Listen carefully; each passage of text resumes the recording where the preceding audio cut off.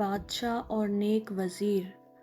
ایک دفعہ کا ذکر ہے کہ ایک ملک کا بادشاہ بہت ظالم تھا۔ ہر وقت عجیب و غریب فرمائشیں کرتا رہتا تھا۔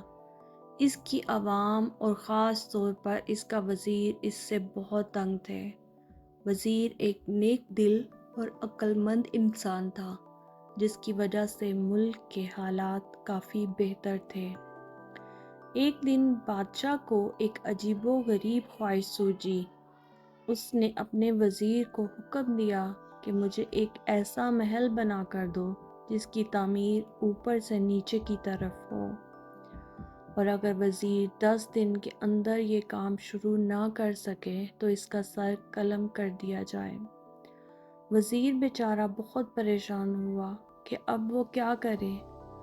بہرحال جب وہ اپنے گھر پہنچا تو اس نے اپنی بیوی کو سارا قصہ سنایا۔ بیوی نے مشورہ دیا کہ تم اللہ کے حضور مدد طلب کرو۔ وزیر کو مشورہ بہت پسند آیا۔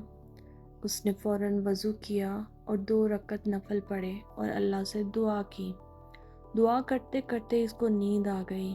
خواب میں کیا دیکھتا ہے کہ وہ جنگل میں جا رہا ہے، کہ اس کو ایک چمکتی ہوئی چیز ملتی ہے جسے لے کر وہ بادشاہ کو دے دیتا ہے۔ بادشاہ بہت خوش ہوتا ہے۔ وزیر کو جب جاگ آئی تو اس نے اپنی بیوی کو سارا خواب سنایا۔ بیوی نے فوراً کہا کہ جنگل کی طرف جاؤ، وہاں سے تمہیں مدد ملے گی۔ وزیر نے اگلے دن اپنا رخت سفر باندھا اور سفر پر نکل پڑا۔ وہ تھوڑا بہت آرام کرتا اور پھر چل پڑتا۔ چلتے چلتے اس کو 5 دن ہو گئے تو اس نے سوچا کہ چلو اب واپس چلتے ہیں، اس مسئلے کا کوئی حل نہیں۔ جب وہ واپس مڑنے لگا تو اچانک اس کی نظر ایک خرگوش پر پڑی جو بیچارہ ایک جال میں پھنسا ہوا تھا۔ نیک دل وزیر نے فوراً جال سے خرگوش کو آزاد کروا دیا، اور پھر واپس مڑنے ہی لگا تھا کہ اس کو ایک آواز آئی، اے نیک دل انسان، تمہارا بہت شکریہ۔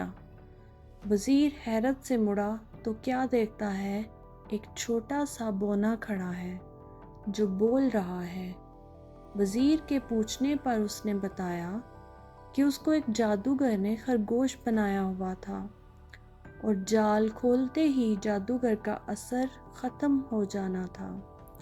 وزیر نے اسے اپنی مشکل بتائی تو بونے نے اس سے اپنے ساتھ چلنے کو کہا۔ چلتے چلتے وہ وزیر کو ایک غار کے پاس لے آیا اور اسے اندر جانے کو بولا۔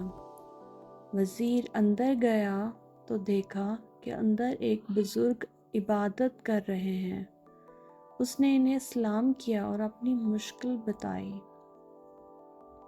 بزرگ مسکرائے اور کہا، بیٹا کوئی مسئلہ نہیں، اور ساتھ ہی وزیر کو ایک طوطا دیا کہ اس کو اپنے ساتھ لے جاؤ، یہ تمہاری مدد کرے گا۔ وزیر نے ان کا شکریہ ادا کیا اور واپس اپنے گھر چل دیا۔ اپنے گھر جا کر اس نے اپنی بیوی کو سارا ماجرا سنایا تو وہ بھی بہت خوش ہوئی۔ اگلے دن وہ بادشاہ کے محل گیا اور بادشاہ کو کہا، آپ میرے ساتھ چلیں اور دیکھیں میں کیسے اوپر سے نیچے کی طرف محل تعمیر کرتا ہوں۔ وزیر بادشاہ کو ایک کھلی جگہ لے آیا جہاں بادشاہ نے نیا محل بنانے کو کہا تھا۔ اس جگہ مزدور اور مستری اور تعمیراتی سامان پڑا ہوا تھا۔ وزیر نے طوطے کو ہوا میں چھوڑا اور کہا، چلو میاں مٹھو، اب اپنا کام دکھاؤ۔ طوطا اڑتا ہوا کافی اونچائی پر چلا گیا اور آوازیں لگانی شروع کر دیں، اینٹیں پکڑاؤ، اینٹیں پکڑاؤ۔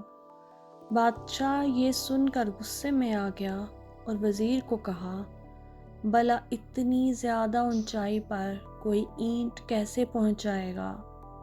وزیر یہ سن کر بولا، حضور، اگر اتنی اونچائی پر اینٹیں نہیں پہنچائی جا سکتی تو اوپر سے نیچے تعمیر کیسے کی جا سکتی ہے؟